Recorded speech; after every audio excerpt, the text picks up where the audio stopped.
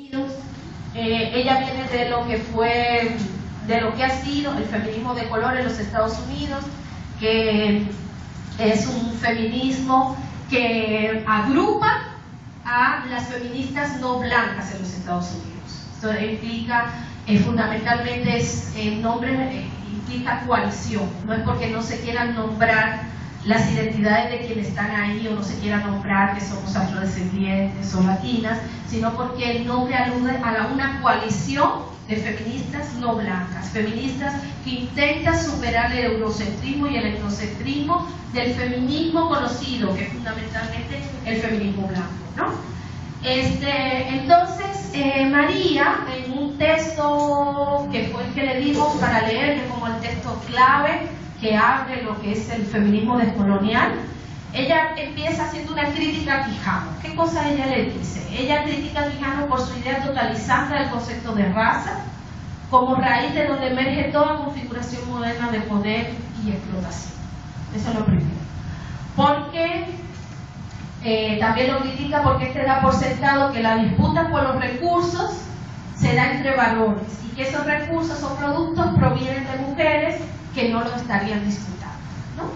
Así es como produce, ella dice que así es como él reproduce la lógica biológica reproductiva. O sea, las mujeres parecerían que siempre quedan en el área de lo reproductivo y de la esfera biológica, ¿no? De la esfera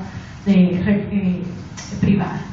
Entonces también lo critica porque entiende el sexo como incuestionablemente biológico, siguiendo justamente esa idea, ¿no? Y no ve que el significado mismo del género ya está inscrito la idea de dimorfismo sexual o de dimorfismo biológico, o sea, esa dicotomía supuestamente de sexo, de hombre, mujer o de varón y hembra, ¿no? Y también, digamos, dentro de la idea de sexo o de género, que Quijano lo usa indistintamente, pues se esconde un heterosexualismo de Quijano en su teoría, dado que esa dicotomía hombre-mujer-varón justamente sirve a esos fines de complementariedad, y esconde entonces la manera, digamos, en que el patriarcado o la distribución patriarcal del poder también ha operado dentro de estos procesos.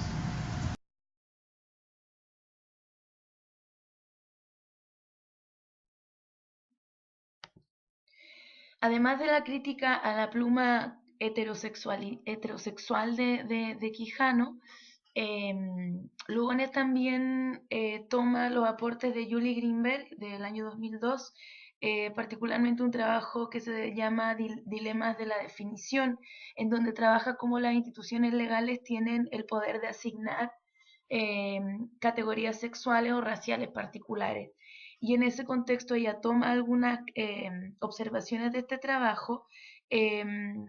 justamente para hacer un juego crítico con el modelo que ofrece Quijano y las zonas oscuras que él deja fuera del análisis o las da como por entendidas. La naturalización de las diferencias sexuales es un producto del uso moderno de la ciencia que Quijano no analiza. Y por eso ella pone al dimorfismo sexual como otra característica más que sirve a la explotación y a la dominación capitalista global eurocentrada. Un segundo punto interesante de estas propuestas de Lugones tiene que ver, y quizás como el que ha sido sometido a más crítica o incluso reflexiones, porque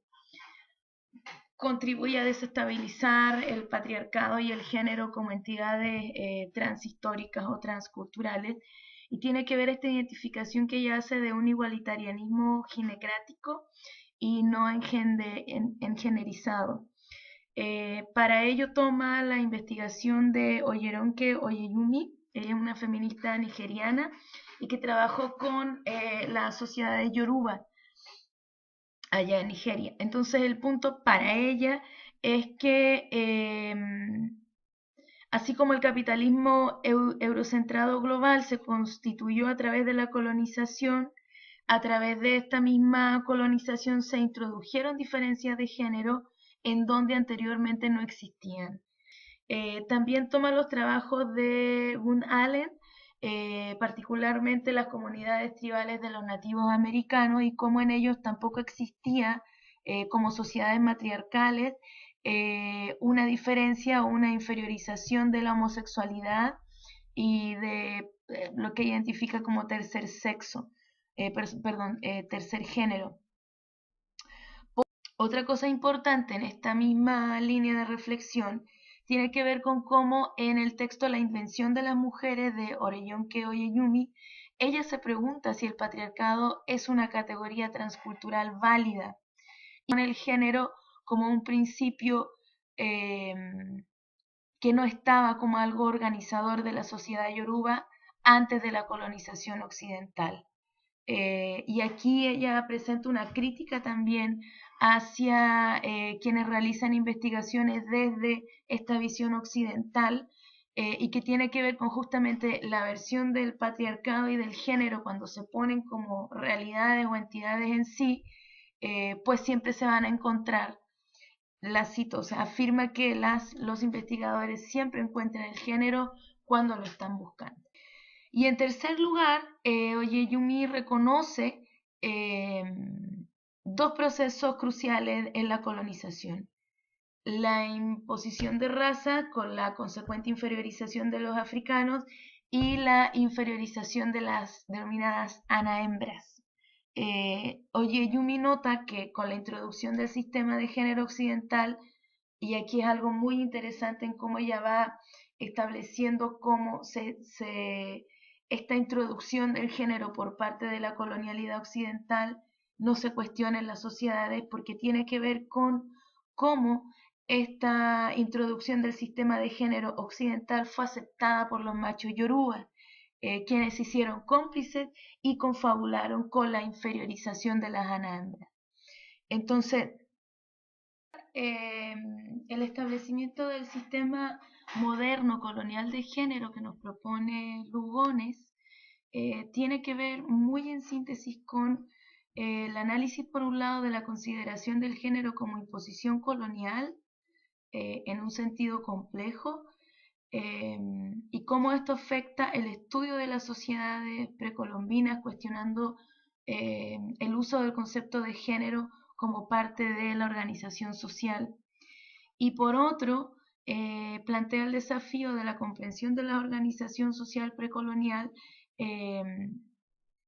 donde el análisis de la cosmología y de las prácticas precoloniales son fundamentales para llegar a entender con profundidad el alcance de esta imposición colonial del género. Entonces, creo que el texto es un llamado a producir una historia desarraigada de las conceptualizaciones que la misma colonialidad ha establecido, y por ello quizás es recomendable revisar los aportes de Yuderquis Espinosa, que aparecía al principio de la reseña, específicamente el artículo Una crítica decolonial a la epistemología feminista,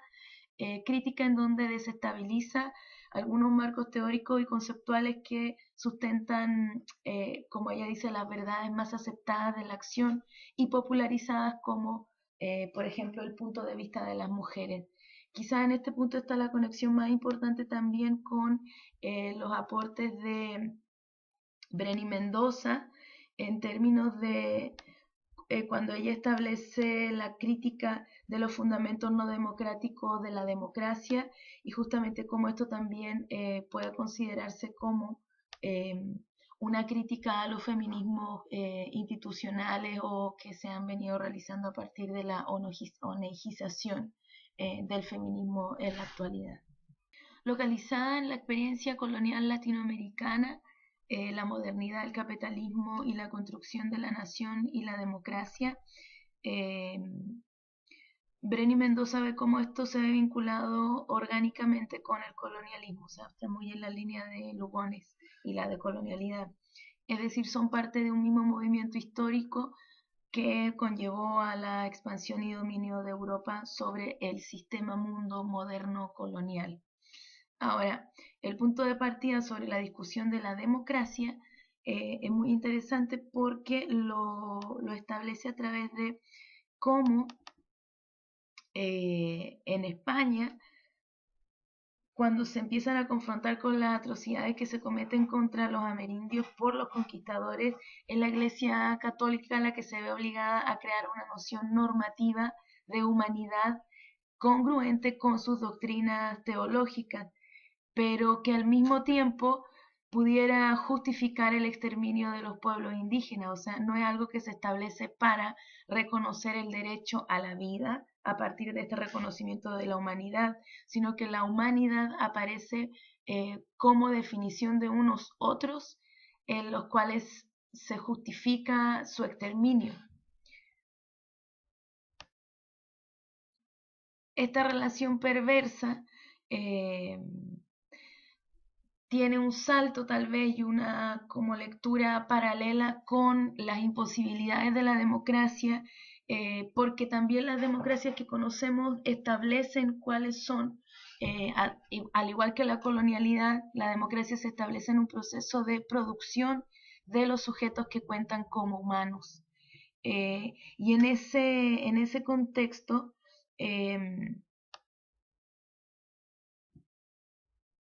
plantea la preocupación de las feministas de Latinoamérica que tienen relación con la lucha por los derechos humanos, comenzando en primer lugar por la noción del derecho a tener derechos. O sea, hay que pensar que los derechos humanos, si bien nacieron en 1948, no es sino hasta 1993 en Viena cuando se reconoce los derechos de las mujeres como algo específico. Y en esto es importante también señalar cómo ella introduce los esfuerzos de las feministas por encontrar justicia para las mujeres asesinadas en Ciudad Juárez, también en Honduras, en Guatemala, en El Salvador, en Costa Rica, en Colombia y en otros países. Esto es muy relevante porque tanto la colonialidad tanto la colonización como la democracia funcionan a través de prácticas que establecen cuáles son las guerras justas, pero también establecen una distinción de cuáles son las matanzas justas. Entonces, en el caso de las mujeres